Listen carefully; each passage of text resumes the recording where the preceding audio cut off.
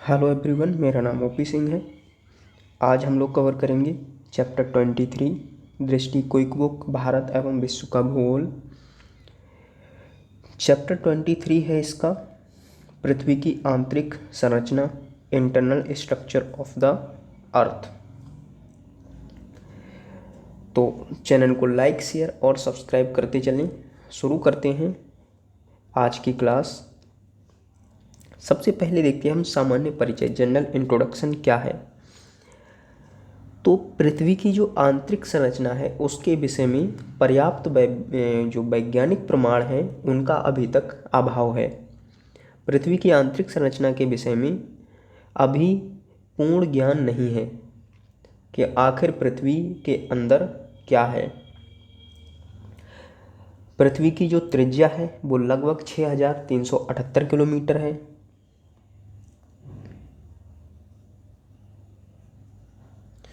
छः 6378 किलोमीटर है पृथ्वी की त्रिज्या।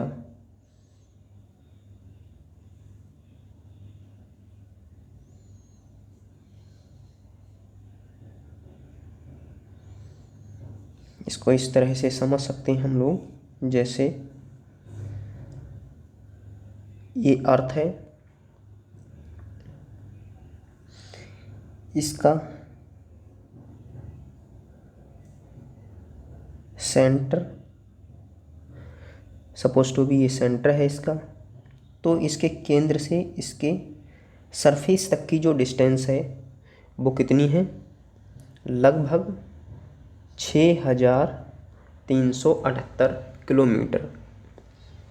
मतलब अगर पृथ्वी सतह से अंदर जानने के लिए तो कितनी दूरी तय करनी पड़ेगी? 6378 किलोमीटर, तब जाकर के कोई केंद्र पर पहुंच सकेगा। इस तरह से अगर देखें तो अब तक जो पृथ्वी की सबसे गहरी खुदाई की गई है वो आर्कटिक महासागर के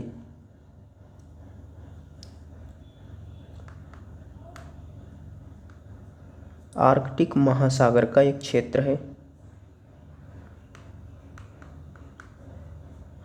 आर्कटिक महासागर का ये जो क्षेत्र है कोला क्षेत्र, इस क्षेत्र में की गई है, जिसकी गहराई है 12 किलोमीटर। 12 किलोमीटर तक ही खुदाई हो पाई है अभी तक। आर्कटिक महासागर के कोला क्षेत्र में पृथ्वी के सरफेस से अंदर 12 किलोमीटर की गहराई तक खुदाई हो पाई है। पृथ्वी पर अन्य कहीं भी इससे अधिक खुदाई नहीं हुई है, ये मैक्सिमम है। तो 12 किलोमीटर तक तो देख सकते हैं कि क्या है। इससे और अंदर भी जा सकते हैं, लेकिन पृथ्वी की जो त्रिज्या है वो 6378 किलोमीटर है। इतनी गहराई तक जाना आसान नहीं है, बल्कि असंभव के समान है। तो इसके लिए क्या है, कुछ रिसोर्सेज हैं, कुछ चीज़ें ऐसी हैं जिनके आधार पर कुछ जानकारी जुटाई गई है कि पृथ्वी के अंदर आखिर क्या है। पृथ्वी की भीतरी परत की गहराई को देखते हुए हमारे द्वारा भेदी गई गहराई विशेष महत्व नहीं रखती। 12 किलोमीटर का क्या इम्पोर्टेंस होगा? 6378 किलोमीटर त्रिज्या है पृथ्वी की। जब तक प्रत्यक्ष अवलोकन संभव नहीं होता तब तक भूवैज्ञानिक अध्ययन हेतु विभिन्न अप्रत्यक्ष प्रमाणों पर ही निर्भर रहना पड़ता है। अप्रत्यक्ष प्रमाण क्या है जिनसे हमें पृथ्वी के बारे में जानकारी मिलती है? आंतरिक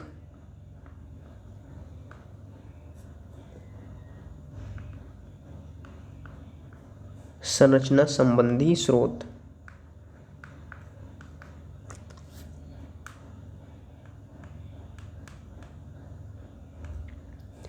या हम कहें इन्हें प्रमाण, सोर्सेस और evidences related to internal structure of the earth. वैज्ञानिकों ने पृथ्वी की आंतरिक संरचना की जानकारी के लिए कुछ स्रोतों या साधनों को आधार बनाया है। इनमें क्या है? तो पृथ्वी की आंतरिक संरचना को समझने के लिए 3 स्रोत हैं। पहला है अप्राकृतिक स्रोत। अप्राकृतिक स्रोत हैं, इनमें क्या क्या है, एक तो घनत्व है, घनत्व के आधार पर घनत्व आधारित स्रोत हैं, फिर दूसरा दाब आधारित स्रोत, और तीसरा तापमान मतलब ताप आधारित स्रोत। ये 3 अप्राकृतिक स्रोत हैं जिनके आधार पर पृथ्वी के आंतरिक संरचना के विषय में कुछ अनुमान लगाए जाते हैं। फिर दूसरा है पृथ्वी की उत्पत्ति संबंधी स्रोत, पृथ्वी की उत्पत्ति संबंधी स्रोत। पृथ्वी की उत्पत्ति संबंधी भी कुछ स्रोत हैं, उनके आधार पर कुछ जानकारी मिलती है कि पृथ्वी अंदर से किस तरह की है। और तीसरा है प्राकृतिक स्रोत, प्राकृतिक स्रोत। प्राकृतिक स्रोत में ज्वालामुखी आधारित स्रोत हो गए, ज्वालामुखी आधारित स्रोत, उल्कापिंड आधारित स्रोत,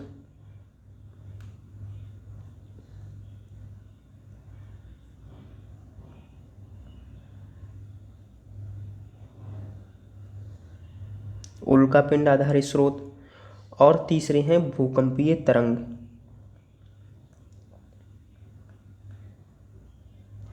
भूकंपीय जो तरंग हैं उन पर आधारित स्रोत।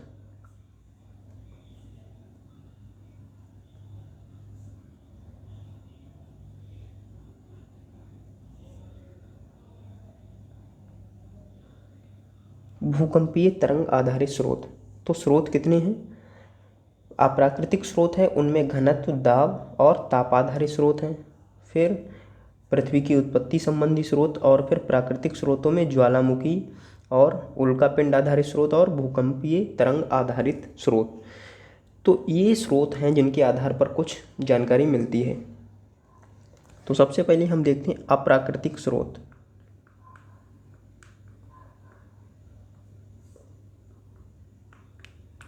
अप्राकृतिक स्रोत, आर्टिफिशियल सोर्सेस।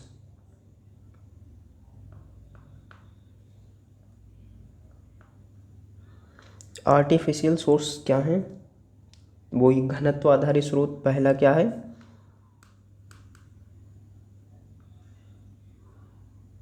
घनत्व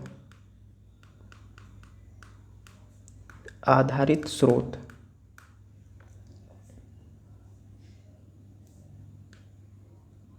घनत्व आधारित स्रोत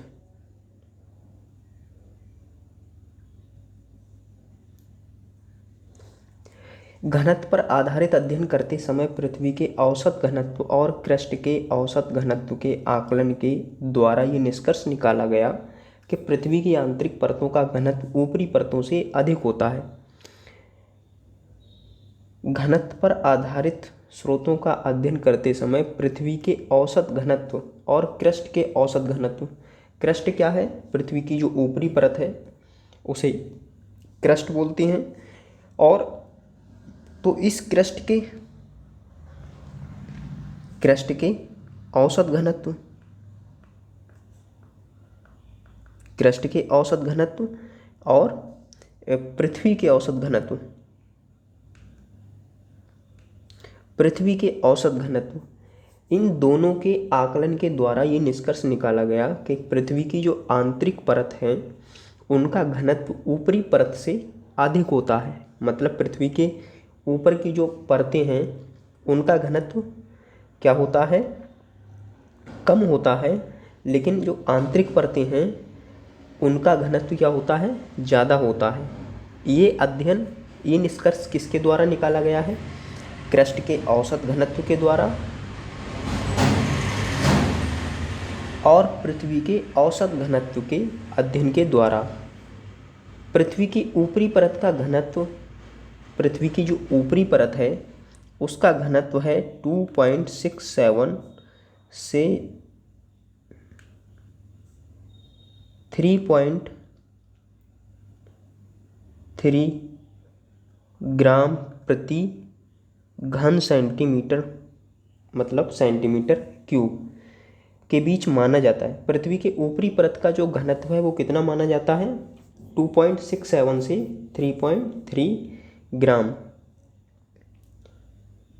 2.67 से 3.3 ग्राम प्रति घन सेंटीमीटर। मतलब अगर पृथ्वी की जो ऊपरी परत है उसका 1 सेंटीमीटर का घन लें, 1 सेंटीमीटर का अगर हम क्या बनाएं, एक क्यूब बनाएं जिसकी सभी साइडें क्या हों, 1 सेंटीमीटर हों, तो उसका वेट कितना है? लगभग 2.67 ग्राम प्रति सेंटीमीटर। मतलब इस क्यूब का वेट कितना है? 2.67 ग्राम से लेकर के 3.3 ग्राम तक। तो फिर क्या है, जबकि केंद्र का घनत्व 13 ग्राम प्रति घन सेंटीमीटर अनुमान लगाया गया है, और जो पृथ्वी के केंद्र का घनत्व है, पृथ्वी के केंद्र का घनत्व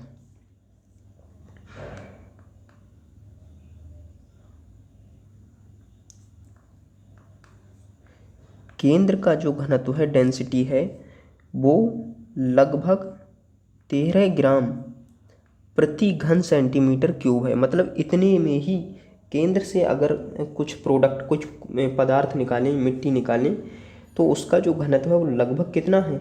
लगभग 13 ग्राम प्रति सेंटीमीटर क्यूब। और यह एक अनुमान है, ये क्या है? एक अनुमान है। जो हमारे पास अप्रत्यक्ष स्रोत हैं उनके आधार पर ये क्या है, एक अनुमान है कि पृथ्वी के केंद्र का घनत्व क्या है? 13 ग्राम सेंटीमीटर क्यूब है लगभग। संपूर्ण पृथ्वी का औसत घनत्व 5.5 माना जाता है।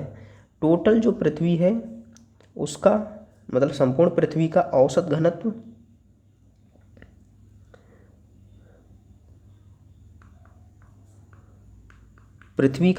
घनत्व कितना माना जाता है? 5.5 ग्राम प्रति सेंटीमीटर क्यूब।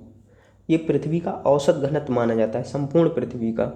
पृथ्वी के आंतरिक भाग में अधिक घनत्व वाले पदार्थ पाए जाते हैं।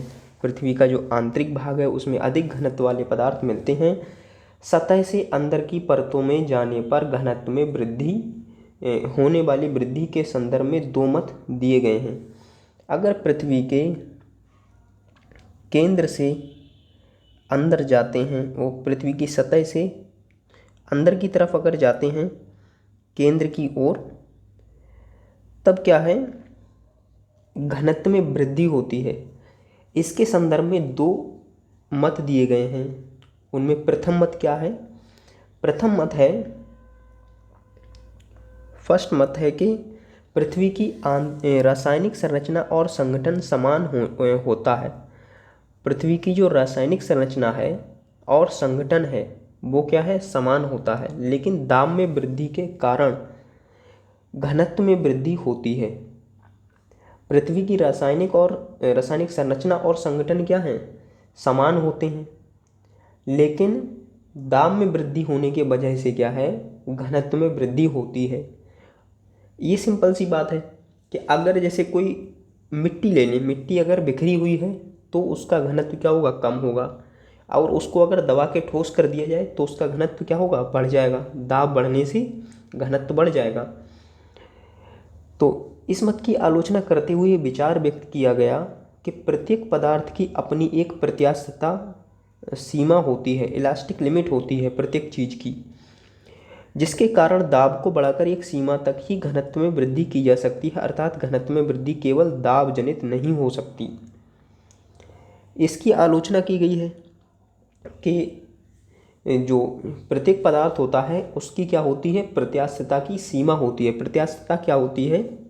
किसी पदार्थ की एक सीमा, अगर उसको किसी पदार्थ को दबाया जाए तो वो एक सीमा तक ही उस पर प्रेशर काम करेगा, उसके बाद वो नहीं दबेगा।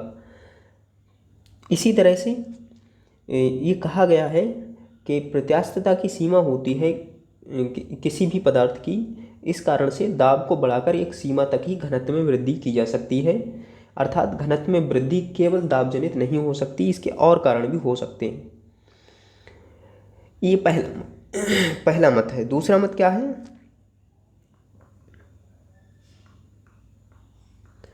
सेकेंड विचार है इससे संबंधित कि पृथ्वी की आंतरिक परतों की रासायनिक संरचना और संगठन एक समान नहीं होते हैं। पहले मत में रासायनिक संरचना और संगठन क्या है, एक समान होते हैं, और दूसरे में कह रहा है कि आंतरिक परतों की जो रासायनिक संरचना है और संगठन है एक समान नहीं होते, इसलिए सतह के अंदर की परतों में जाने पर पदार्थ या तत्वों के भार में वृद्धि के कारण घनत्व में वृद्धि होती है। दूसरा मत कहता है कि पृथ्वी की आंतरिक परतों की रासायनिक संरचना, केमिकल स्ट्रक्चर मतलब उनका जो है, और संगठन एक समान नहीं होते, इसलिए सतह के अंदर की परतों में जाने पर पदार्थ या जो तत्व हैं उनके भार में वृद्धि के कारण क्या है, घनत्व में वृद्धि होती है। घनत्व में होने वाली इस वृद्धि के संदर्भ में समर्थकों ने निम्न तर्क दिए हैं। ये तो दो मत थे। इसके अलावा घनत्व में वृद्धि को लेकर के जो इसके समर्थक हैं उन्होंने और भी बातें कही हैं, जैसे पृथ्वी के केंद्र में चुंबकीय गुण रखने वाला लोहे जैसा पदार्थ है जिससे कोर इस्पात की तरह दृढ़ है। कोर पृथ्वी का केंद्रीय भाग है, उसको बोलते हैं कोर। कुछ लोग ये कहते हैं कि पृथ्वी के केंद्र में चुंबकीय गुण रखने वाला लोहे जैसा पदार्थ है जिससे कोर इस्पात की तरह दृढ़ है। जो कोर है वो इस्पात की तरह दृढ़ है क्योंकि इसके अंदर चुंबकीय गुण रखने वाला लोहे जैसा पदार्थ है, ये भी कहते हैं कुछ लोग। फिर दूसरी बात क्या है, पृथ्वी की तुलना अन्य उल्कापिंडों से करने पर असमान संगठन एवं संरचना प्राप्त होती है। पृथ्वी की तुलना अगर अन्य उल्कापिंडों से की जाती है तो संगठन और संरचना एक समान नहीं होते हैं, असमान प्राप्त होते हैं। इस तरह घनत्व आधारित अध्ययन के आधार पर कहा जाता है कि पृथ्वी की सतह से अंदर की परतों में जाने पर विभिन्न रासायनिक संरचना और संगठन वाली परतों के घनत्व में वृद्धि होती है। घनत्व आधारित स्रोतों के आधार पर यह कहा जा सकता है कि पृथ्वी की सतह की जो परतें हैं उनमें जाने पर विभिन्न रासायनिक संरचना और संगठन वाली परतों के घनत्व में वृद्धि होती है। मतलब पृथ्वी की सतह से अगर केंद्र की ओर चलें पृथ्वी के, तो अलग अलग घनत्व और संरचना संगठन वाली परतें होती हैं और इस कारण से घनत्व में वृद्धि होती है। इस अध्ययन के आधार पर पृथ्वी के आंतरिक भागों को क्रमशः ऊपर से केंद्र की ओर सियाल, सीमा और निफे परत के रूप में भी सीमांकित किया गया है। इस आधार पर जो वर्गीकरण किया गया है पृथ्वी का, वो किस तरह से किया गया है, सियाल, सीमा और निफे, तीन परतों में डिवाइड किया गया है अर्थ के लिए।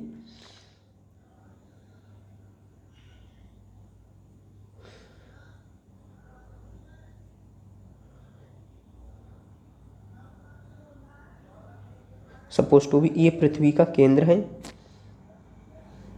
और ये पृथ्वी का एक भाग है, ये ऊपरी सतह है। अब पृथ्वी के केंद्र की ओर अगर बढ़े तो सबसे पहले जो परत पड़ेगी वो है सियाल परत। इसमें एसआई और एल्यूमिनियम है, सिलिका और एल्यूमिनियम है। फिर दूसरी परत है वो है सीमा, सिलिका और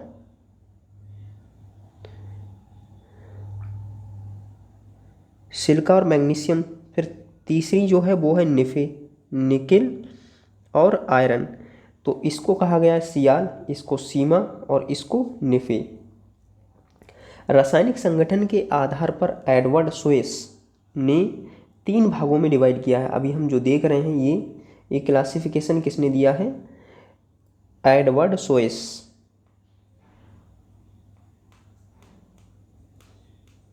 एडवर्ड सोएस ने बताया है कि इस तरह की परतें हैं।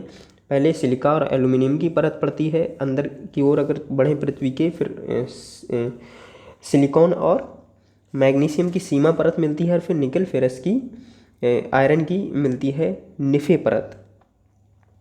तो क्या है, कुछ जानते हैं इनके बारे में, इम्पोर्टेंट चीज़ें।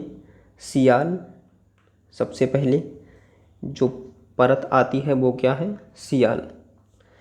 सियाल क्या है, ये परत महाद्वीपीय अवसादी शैलों के नीचे स्थित होती है।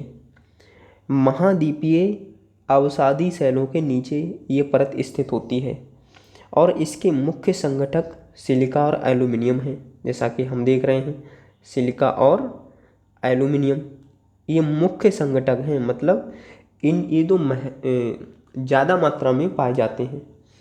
इसका औसत घनत्व 2.9 है और इस सियाल का जो औसत घनत्व है वह 2.9 ग्राम प्रति सेंटीमीटर क्यूब है तथा परत की मोटाई लगभग 50 से 300 किलोमीटर के मध्य होती है और इस परत की जो मोटाई है वो लगभग 50 से 300 किलोमीटर के बीच 50 से 300 किलोमीटर के बीच होती है सियाल परत की मोटाई और इसका जो घनत्व है वो 2.9 ग्राम प्रति सेंटीमीटर क्यूब है या 2.9 ग्राम प्रति घन सेंटीमीटर है। उसके बाद दूसरी परत है वो है सीमा परत। सियाल के बाद सीमा परत।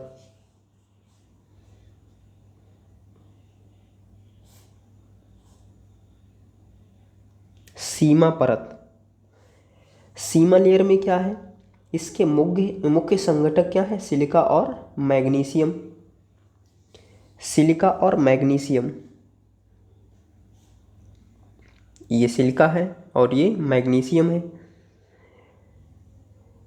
ये सियाल के ठीक नीचे पाई जाती है, मैग्नीशियम और ये सिलिका। ये सियाल के ठीक नीचे पाई जाती है तथा भारी बेसाल्टी आग्नेय चट्टानों से बनी होती है। सियाल परत के ठीक नीचे पाई जाती है सीमा परत और ये भारी बेसाल्टी आग्नेय चट्टानों से बनी होती है। भारी और बेसाल्टी, भारी बेसाल्टी आग्नेय चट्टान, इग्नियस रॉक, आग्नेय चट्टानों से ये बनी होती है सीमा परत। इसका जो घनत्व होता है वो 2.9 से लेकर के 4.7 ग्राम प्रति सेंटीमीटर क्यूब होता है, इसके बीच होता है 2.9 से 4.7 के बीच। और इसकी जो मोटाई है वो 1000 से लेकर के 2000 किलोमीटर तक है। सीमा परत की मोटाई कितनी है, 1000 से लेकर के 2000 किलोमीटर तक, 1000 से 2000 किलोमीटर तक। उसके बाद तीसरी जो परत है वो है निफे। निफे, इसमें निकेल और आयरन दो चीज़ें मुख्य होती हैं। ये सीमा के नीचे स्थित परत है, इसका औसत घनत्व 11 है। इस परत का जो औसत घनत्व है वो लगभग कितना है, 11 ग्राम प्रति सेंटीमीटर क्यूब। तो ये 3 परतें हैं। एडवर्ड सोयस ने बताया कि 3 परतें हैं ये पृथ्वी की आंतरिक संरचना को देखते हुए कि सीमा, सियाल, सीमा और निफे। रासायनिक संगठन के आधार पर ये एडवर्ड सोयस ने एक क्लासिफिकेशन किया है इसका। इसके बाद दाब आधारित स्रोत।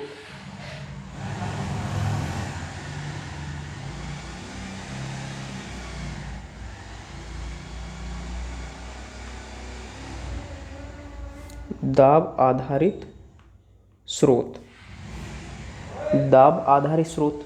अभी हमने देखे घनत्व आधारित स्रोत। दाब आधारित स्रोत में पृथ्वी की सतह से आंतरिक परतों की ओर जाने पर दाब में वृद्धि होती है।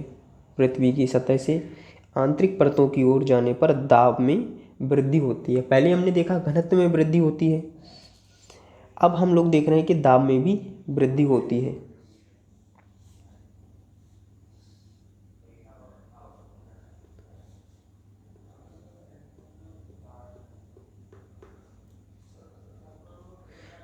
पृथ्वी की सतह से केंद्र की ओर जाने पर दाब में क्या है, वृद्धि होती है, जिसके फलस्वरूप घनत्व में भी वृद्धि होती है। दाब में वृद्धि होगी तो घनत्व में भी वृद्धि होगी, घनत्व में भी वृद्धि होगी। दाब में ये वृद्धि बाहरी परतों के कारण मानी जाती है। दाब में ये वृद्धि बाहरी परतों के कारण मानी जाती है, मतलब पृथ्वी के अंदर जैसे जैसे बढ़ते हैं तो बाहरी परतें क्या हैं, फोर्स करती हैं अंदर की परत के लिए, तो उनके वजह से ये वृद्धि मानी जाती है।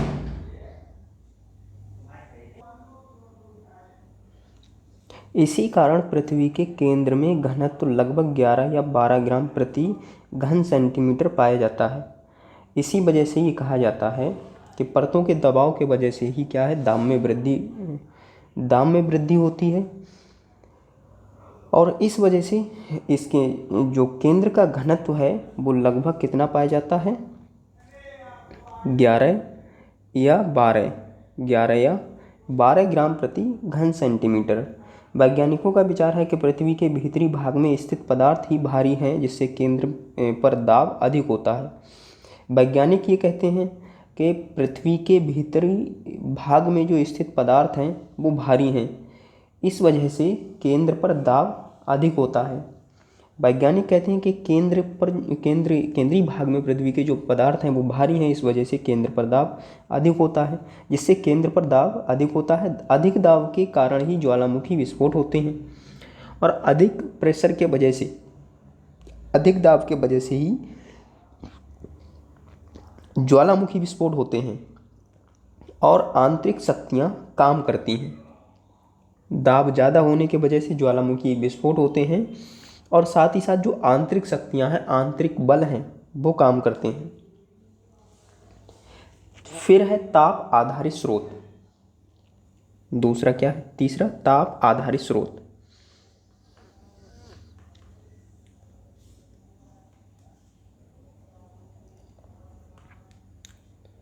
ताप आधारित स्रोत। ताप आधारित स्रोत तापमान पर आधारित अध्ययन के अनुसार पृथ्वी की सतह से केंद्र की अंदर की परतों में जाने पर रेडियो एक्टिव तत्वों के विघटन के कारण सामान्यतः 32 मीटर की गहराई पर 1 डिग्री सेल्सियस तापमान बढ़ जाता है। अगर पृथ्वी की सतह से केंद्र की ओर जाएं तो रेडियो एक्टिव तत्वों के विघटन के कारण रेडियो एक्टिव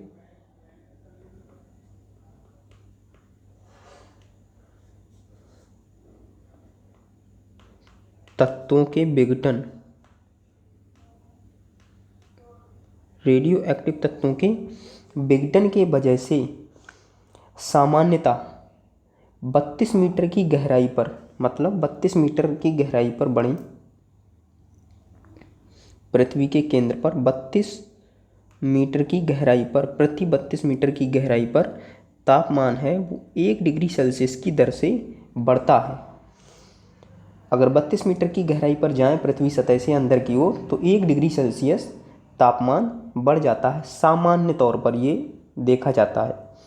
यदि इसे आधार माने तो 10 किलोमीटर की गहराई में तापमान धरातल की अपेक्षा 300 डिग्री सेल्सियस से अधिक तथा 40 किलोमीटर की गहराई पर इसे लगभग 1200 डिग्री सेल्सियस होना चाहिए, परंतु वास्तव में ऐसा नहीं है। अगर इस बात को आधार माना जाए कि 32 मीटर की गहराई पर 1 डिग्री सेल्सियस तापमान बढ़ता है, तो 10 किलोमीटर की गहराई पर तापमान कितना होना चाहिए, 10 किलोमीटर की गहराई पर अगर जाएं तब टेम्परेचर कितना होना चाहिए, 300 डिग्री सेल्सियस से अधिक होना चाहिए। और अगर 40 किलोमीटर की गहराई पर जाएं, 40 किलोमीटर की गहराई पर अगर जाएं तब टेम्परेचर कितना हो जाएगा, लगभग 1200 डिग्री सेल्सियस होना चाहिए इसके लिए। लेकिन वास्तव में ऐसा नहीं है, 40 किलोमीटर की गहराई पर टेम्परेचर इतना नहीं है। पृथ्वी के आंतरिक भागों में अत्यधिक ताप भिन्नता देखने को मिलती है। पृथ्वी के आंतरिक भाग हैं उनमें अलग अलग भागों में टेम्परेचर अलग अलग देखने को मिलता है।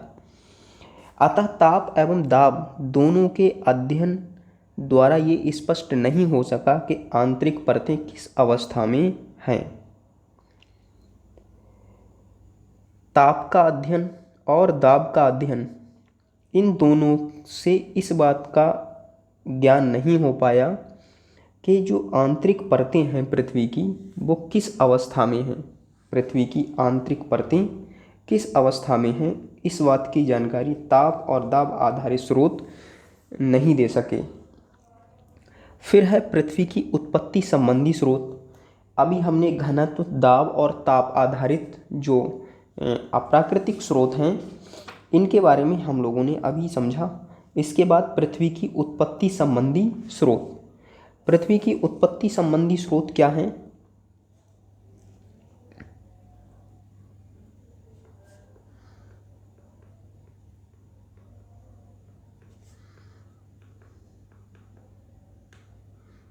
पृथ्वी की उत्पत्ति संबंधी स्रोत, sources related to the earth's origin, ग्रहाणु परिकल्पना, प्लैनेटसिमल हाइपोथेसिस, ग्रहाणु परिकल्पना के अनुसार। इसके लिए ग्रहाणु परिकल्पना दी गई है, उसके अकॉर्डिंग ये बता रहे हैं ग्रहाणु परिकल्पना। इसको हम लोग डिस्कस कर चुके हैं।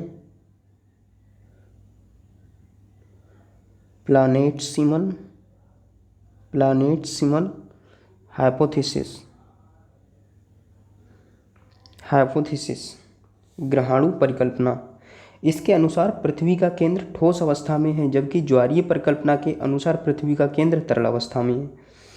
ग्रहाणु परिकल्पना कहती है कि पृथ्वी का जो केंद्र है वो कैसा है, ठोस अवस्था में है। और ज्वारीय परिकल्पना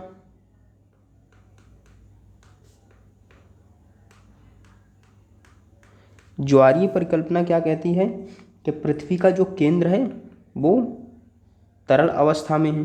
पृथ्वी का केंद्र कैसा है, तरल अवस्था में है। अतः उपरोक्त विचारों से इतना तो स्पष्ट है कि पृथ्वी का केंद्र या तो ठोस होगा या फिर तरल होगा। ग्रहाणु परिकल्पना कहती है कि पृथ्वी का केंद्र है वो ठोस अवस्था में है, जबकि ज्वारीय परिकल्पना कहती है कि पृथ्वी का केंद्र तरल अवस्था में है। तो इन दो विचारों से ये बात तो सिद्ध होती है कि या तो मतलब इस बात का पता चलता है कि या तो पृथ्वी का केंद्र ठोस है या फिर द्रव अवस्था में है, मतलब तरल अवस्था में है। इन दो बातों का ज्ञान होता है। इसके बाद है प्राकृतिक स्रोत।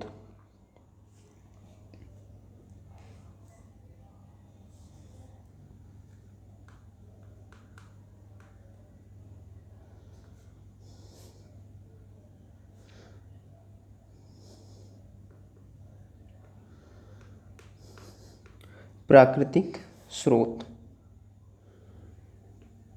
Natural sources.